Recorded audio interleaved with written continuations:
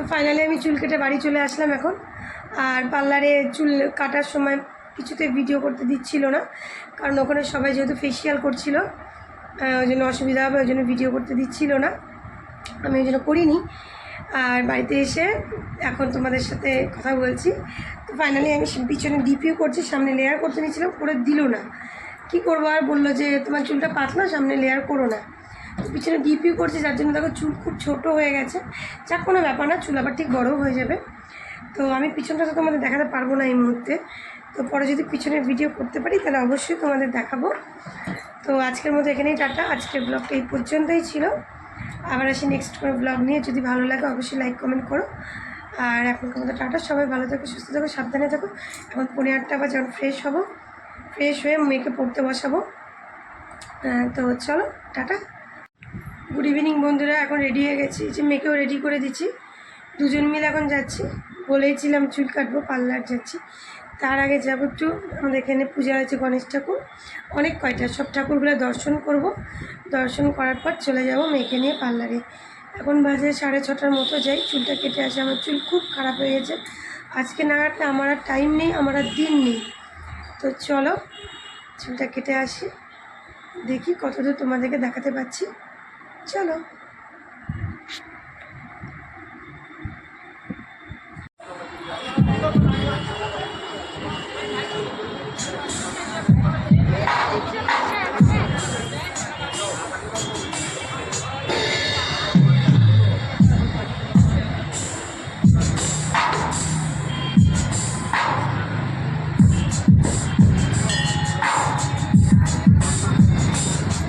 Hello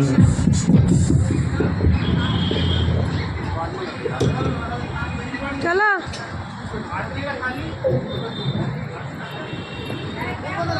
জুতো পরো, জুতো পরো। হ্যাঁ,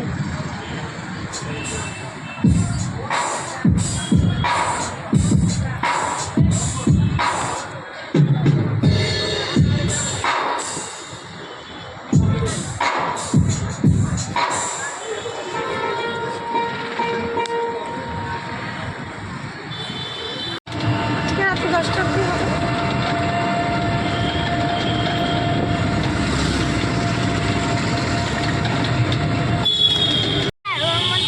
হ্যাঁ, ওর ভিতরে ওরা ওই দিনকার রাতটা ওখানেই থাকবে, পরের দিন আবার ওখান থেকে বেরিয়ে গিয়ে ওরা আবার অন্য।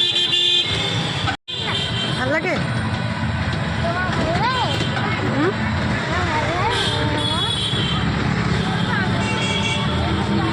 তোমার ভাল লাগে নাকি বল?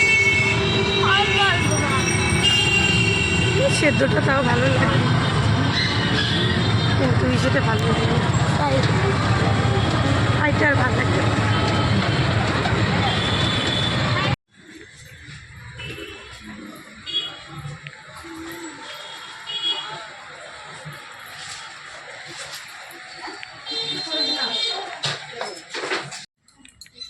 তুমি এখানে বসে থাকো।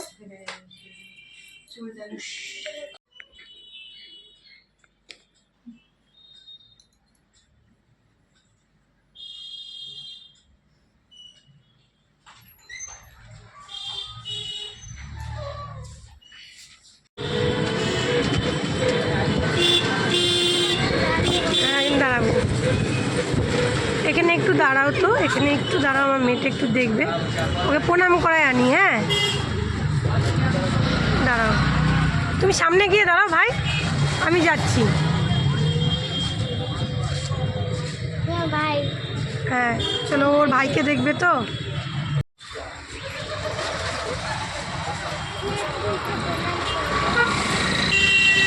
উঠবা না উপরে, নিচ থেকে দেখো।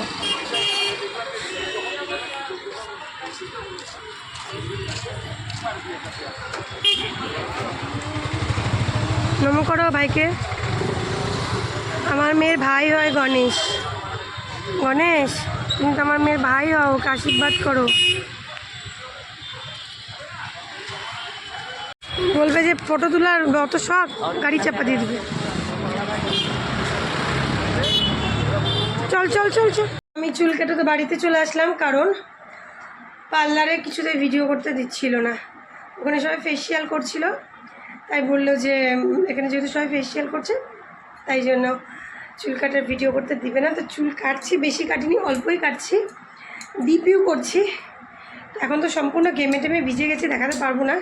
আর পিছন দিক দেখাবোই বা কী করে, এতটুকু হয়ে গেছে আমার চুল, কত বড় ছিল। সামনে লেয়ার করতে নিয়েছিলাম, করে দিল না, বললো যে যেহেতু আমার চুল পাতলা তাই ভালো লাগবে না। তাই থাক, কোনো ব্যাপার না। তো পিছনে ডিপিও করছি, পিছনটা কীভাবে দেখাবো জানি না, দেখাতে পারছি না। তো এই হলো ডিপিও করছি, কেমন যে লাগছে ভগবান জানে।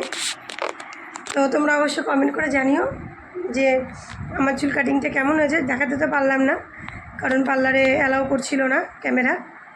তো চলো টাটা, আজকের ব্লগটা এই পর্যন্ত ছিল। আমি এই সবে মাত্র বাড়িতে আসলাম আর আমাদের এখানে খুব গরম, আমি ভিজে স্নান একদম, কি করব। তো চলো আজকের মতো এখানেই টাটা। এখন বাজে 7:30, 7:45। ফ্রেশ হবো, মেয়েকে পড়তে বসাবো। তো কেমন হয়েছে কাটিংটা জানি না, কেমন হয়েছে বুঝতে পারলা কি না তোমরা।